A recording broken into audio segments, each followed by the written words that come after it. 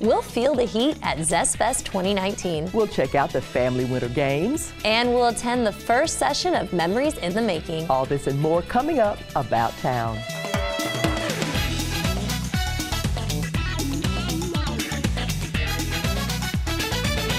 Happy Valentine's Day, everyone, and welcome to About Town. I'm Susan Stevens. And I'm Kathy Whiteman, and we're always so glad to have Susan with us. So this week we are showing your story on Zest Fest, which I know is a favorite for you. I love it. Did you sample? I did, and I'm getting like sweaty just thinking about it right now.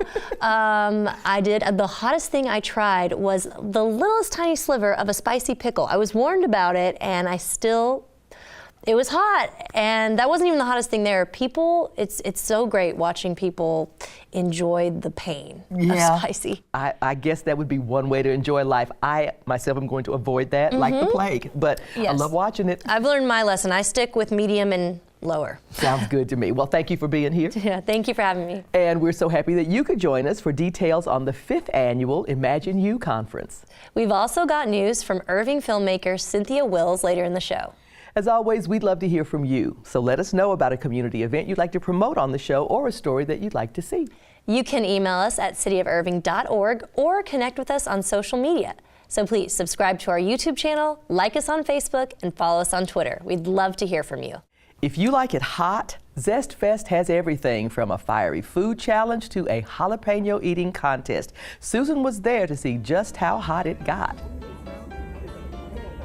Can you take the heat? My mouth's on fire right now. I tried the XXX bourbon and it's incredible. That one is affecting the tip of my tongue and right in here in my throat. The Irving Convention Center hosted the 9th annual Zest Fest. I'm excited. I'm excited to see the show. I'm excited to introduce everybody to Yellowbird and just have all the spicy food. It's fun. We buy like a year's worth of hot sauce and barbecue sauce and things, and we get to try all kinds of new flavors that we've never tried before. Providing samples of some of the hottest spices and sauces. We kind of have sauces that are consistency of ketchup. So really thick, packed with fresh ingredients. We use carrots as a base for all of our sauces, so that adds a natural sweetness to them. And they range in heat from mild-ish, really good flavor, to ghost pepper spicy. The spice kind of sneaks up on you just a little bit there. And if barbecue is more to your liking, the 4-time award-winning J. Lee's Gourmet BBQ sauce had plenty of flavors to choose from. The kinds we have here today, we have our original, we have our spicy, our sweet heat, and we also got what the world been waiting on, a diabetic-friendly sauce. So even if you don't have diabetes, guess what? You can enjoy this product if you want low sugar. That's good too. I'm gonna drink this actually. Zest Fest featured all sorts of different spicy foods, from pickles to cheese.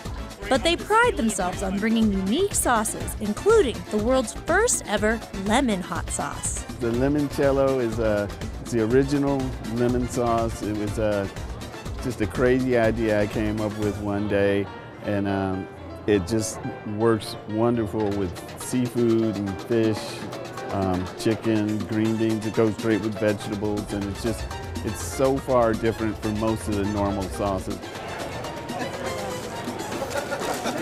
That's deceivingly, that is so spicy. Black Lick Spice Company offered all kinds of unusual hot sauce flavors. This year I've added 2 sauces that are made with cactus pears. So I have a red and green prickly pear sauce, and then last year's champion sauce was the black nocino, which is actually made with green walnuts. So that's an unusual sauce. And I have a hot wasabi, green chili sambal, as well as the traditional hot sauces made with habaneros and scotch bonnets. So something for everyone. It seemed as though vendors cared more about sauces with the right taste. It's got to be spicy enough that it impresses me, but also it's got to have some really nice flavor to it. So some really good complex flavor that flows really well together and tastes just wonderful on everything. I like my hot sauce to have flavor. If it's too hot, it ruins the meal for me. However, for Zest Fest goers, the hotter, the better.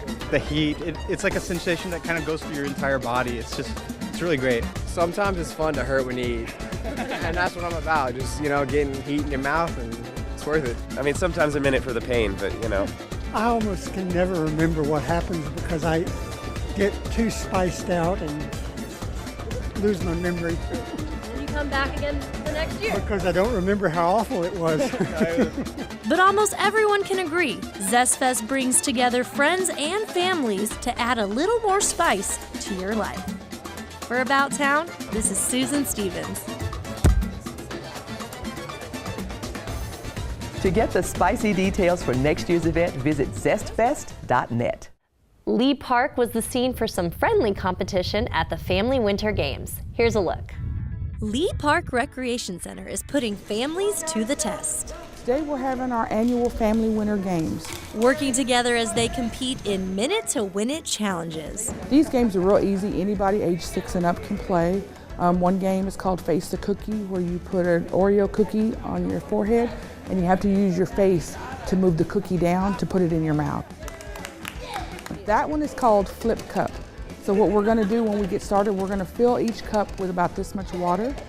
You have to drink the water, set the cup on the edge, and then flip it over upright. And each person, one person will have to do 6 cups before the next person on their team gets to go. They have split into 2 teams, wolves versus lions. And though the games sound simple enough, participants had their fair share of comical struggles. It was hilarious. And we get to take a lot of great photos of people playing the games and just families just being silly and having a good time with each other. Families are fighting to win, but ultimately the event is about bonding. We want to make sure that the families are still spending quality time together. And this event is kind of one of those things that we do to kind of help keep them together. With the holidays, it's kind of hard for families to get together and just do simple games. After the challenges were complete, it was the Lions team that came out on top. But everyone got to take home a prize. We've got family board games. And one of the new ones that we got was Fortnite Monopoly, which I think they're going to be fighting over, which I think is exciting. We're going to play this out.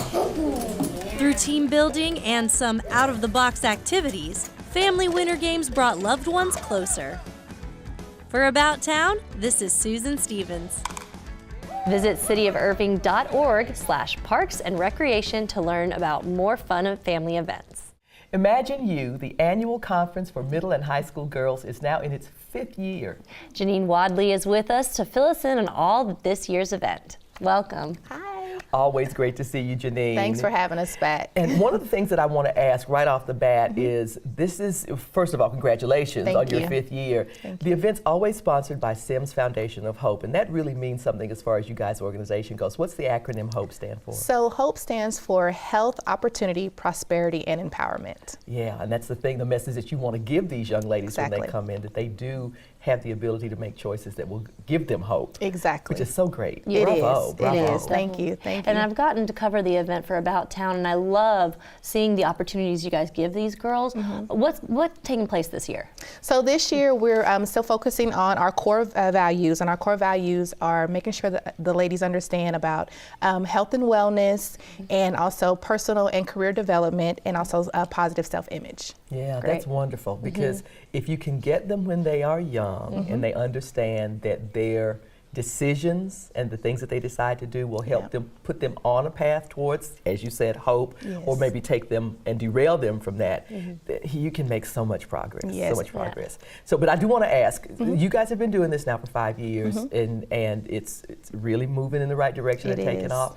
What do you want your participants to take away from every time you do the conference? Well, one of my personal goals that I would like for the young ladies is to take away from, let us be that representation so that they can also too do this moving forward. You know, I was blessed when I was a young girl to have amazing mentors and role models in my community, and you know that actually gave me that that just love and drive to be able to give back. So that's one of my personal goals I would like for each young lady to take away from attending the Imagine You conference. That's great. Absolutely. And how can girls register? So they can go to the SimsFoundationOfHope.com, and it's all electronic now, praise the Lord. So just go on, it's really simple, and fill out all the information that they need, and then we'll also follow up with communication accordingly. All right, fantastic. So folks, if you've got a young lady in your life that you love and you want to have her on the path for hope, you'll want to send her to the Imagine You conference. It's on Saturday, February 23rd. Starts at 8:30 a.m. and will go into the afternoon at 2 o'clock. o'clock at Lively Point Youth Center. A fun day, an inspiring day. If you've got a young lady, you need to make sure she's there. And can I add one more thing? Sure. We would really love to acknowledge the city of Irving. They have been an amazing sponsorship for us this year, so we want to just definitely say thank you, and thank you. Well, I'm sure that will be much appreciated when the folks hear it. So thank you for being here, and thank you for making that. Thank you. Don't forget, folks, February 23rd, starting at 8:30 a.m. at Lively Point Youth Center. What Men Want is a reboot of the Mel Gibson hit What Women Want with a little twist. This time, it's the men whose thoughts we overhear. Taraji P. Henson stars as a sports agent who can suddenly hear way more than she bargained for. Susan Stevens brings us this review. Sports agent Allie Davis was supposed to get the promotion of her dreams. But after things don't go as expected, she quickly learns she's a woman living in a man's world. We all know who deserves this. Give it up for our Summit, Worldwide Sports Management's newest partner. Whoa! Allie, that pass was actually to Eddie. All right. I'm so sick of this boys club. Every day is payday. You don't connect well with men. Just stay in your lane. I don't trust women who don't get dudes. Like I don't trust a man with no eyebrows and too many keys. I know someone you should talk to. I can help you connect with men. Why don't we have some tea? This smells like dirt. Oh, that's just jasmine tea. If you don't count the weed and the peyote and the crack. But after an encounter with a wacky psychic followed by a wild night, she wakes up to having the power every woman wishes they had. Allie can hear men's thoughts. Hello, welcome back, Miss Davis. Thank God this one didn't die on me. But it's not exactly all it's cracked up to be. However, it's a power of opportunity. Allie looks to outsmart her colleagues as she races to sign the next basketball superstar. But the lengths she has to go to will put her relationship with her best friends and a potential new love interest at risk. If this plot sounds familiar, it's because it's essentially a gender swap remake of the 2000 Mel Gibson film, What Women Want, where a chauvinistic executive gains the ability to hear what women are thinking. The original movie was entertaining and had some great lessons about treating women with respect and the value of their intelligence. In What Men Want, we're learning the same lessons, but also seeing that some guys are already true gentlemen. Saturday, and I want them in good shape. Oh, balls. Both of them. Yeah. Nice shot. Look at you, impressing all the ladies. Whatever. Why would I waste a second on her when I got you standing right here in front of me? Sadly, there isn't any surprises when it comes to this movie. It's so packed with rom-com cliches, you'll be able to predict pretty much everything that happens 1/4 of the way into the film. But what does make the film refreshing and fun is Taraji P. Henson's exuberant performance. She brings so much life and versatility to her characters, playing a career-driven woman who may be blinded by her ambition at times, but still cares for the people she's been taking for granted. Trying to keep you down. Do we have any meetings on the books? Nothing yet. Except the private poker game tonight. This is not a curse. This is a gift. And her character is only heightened when sharing the screen with her disgruntled yet loyal assistant Brandon, played by Josh Brenner. The two have a hysterical dynamic, especially when he discovers her new gift. Okay, stop doing that. Stop doing what? Talking without moving your mouth and saying things you shouldn't be saying to your boss. I swear on my life I would never say anything disrespectful or inappropriate to you, ever. Which is more than I can say for you. Right there. You just did it. You said more than I can say for you. I heard you say it. But I didn't say it. What ultimately disappoints is how the film never reaches its full potential. Ever since What Women Want came out, I've been waiting for this story. But I was sad to see stereotypical guy thoughts for cheap laughs, instead of giving them more depth like the women in Mel Gibson's version of the movie. I suppose I just wanted to gain more insight into a man's way of thinking, the way Think Like a Man achieved it. What Men Want may not be anything special, but it does deliver a few laughs and can be a fun date night or girls' night flick during this Valentine's Day weekend. For About Town, this is Susan Stevens. Shaq finally has a winning hand. Why am I thinking in the third person? I smell toast. Am I having a stroke? Wait, I have toast in my pocket. Whew. What Men Want is playing at AMC Irving Mall, Regal MacArthur Marketplace, and Alamo Drafthouse Las Colinas. The Irving Arts Center introduced a new series in January that uses art to help caregivers for those with Alzheimer's or other dementia-related diseases. Here's a look at the first creative arts workshop for caregivers. Irving Arts Center has partnered with Lifetime Wellness to host a new program for those with Alzheimer's and other dementia-related illnesses called Memories in the Making. We had 6 participants today, which we're really excited about. And they came in and were able to select an inspirational image that they then transferred to their own expressive painting. And through that, we had lots of conversation and reminiscence and learned just a lot about their life story, which is really the main goal of the program. It's not about the end product, it's about the journey of getting there. While they are painting and connecting with others like them here, their caregivers are in a separate classroom taking a trip into the past. What really kind of sparked a good feeling in terms of your memory. And what they did was they made 3 selections about something that they could focus on, like, okay, what was your favorite thing to eat when you were a child, or even now?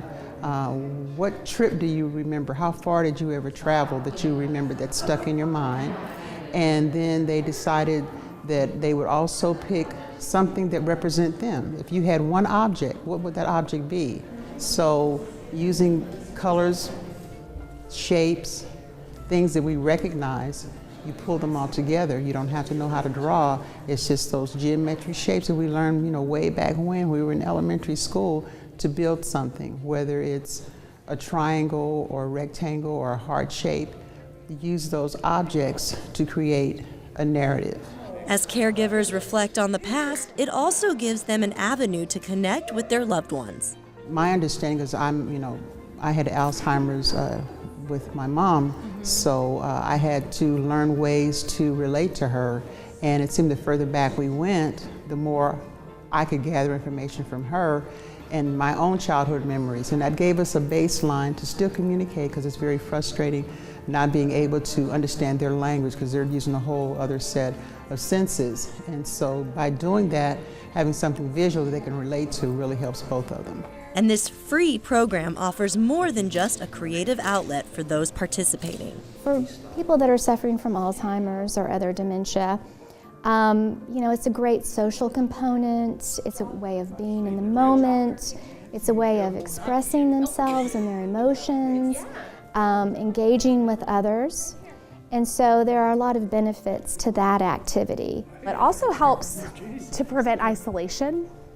Those living in the community that are living with dementia can be very difficult emotionally for them. So for them to have a safe space that they're coming and interacting with others is just immeasurable. And caregivers as well. They can be in a social group with people that are maybe experiencing the same kind of things, the same challenges that they are.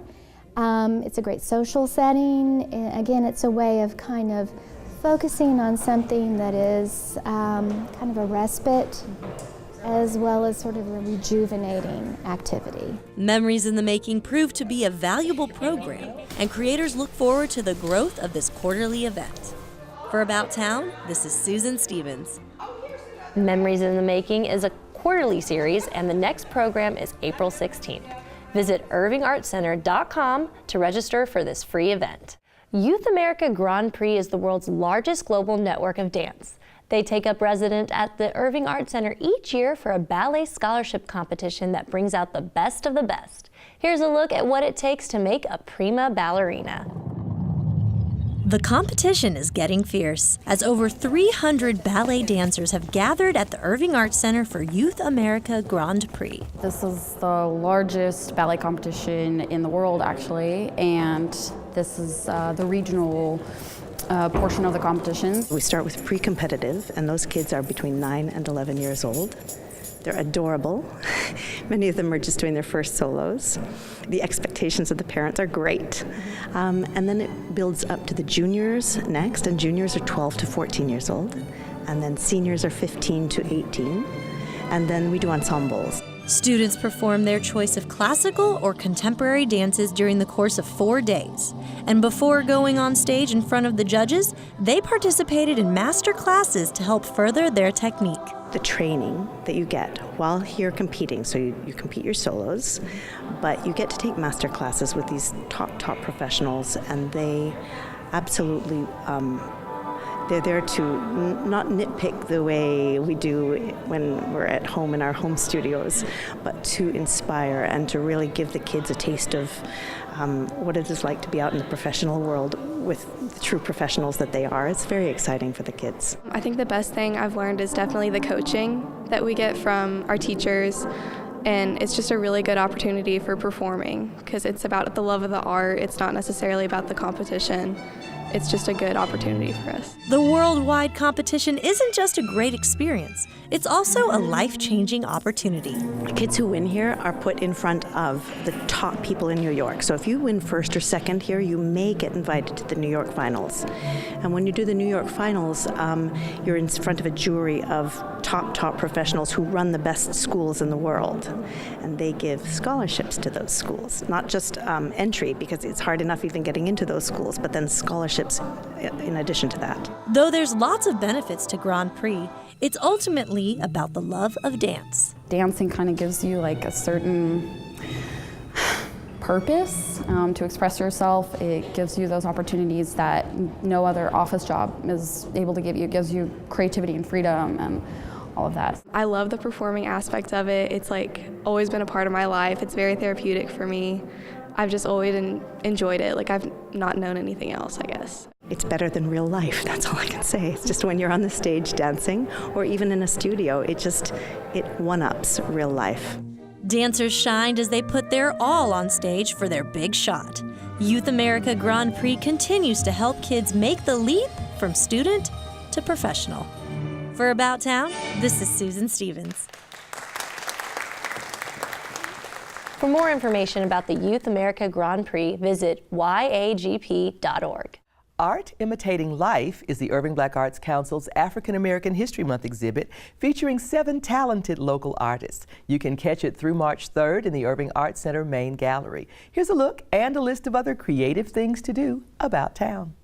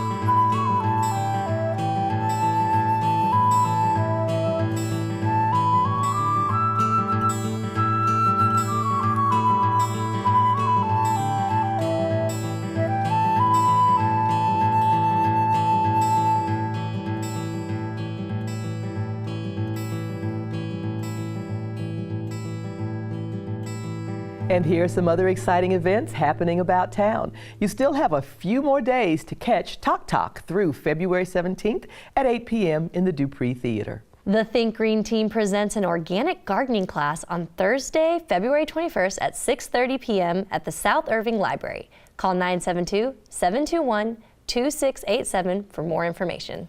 The Irving Symphony Orchestra presents La Traviata on Saturday, February 23rd at 7:30 p.m. in Carpenter Performance Hall. The Stamp and Scrapbook Expo comes to the Irving Convention Center on February 22nd and 23rd. Register online at scrapbookexpo.com. For tickets to events at the Irving Arts Center, call 972-252-ARTS. And we wrap up this edition of About Town. Thanks for joining us. Please be sure to tune in next time when we'll bring you highlights from I Am Living History, the Irving Black Arts Council's African American History Month program. We'll also meet the artists featured in Art Imitating Life at the Irving Arts Center.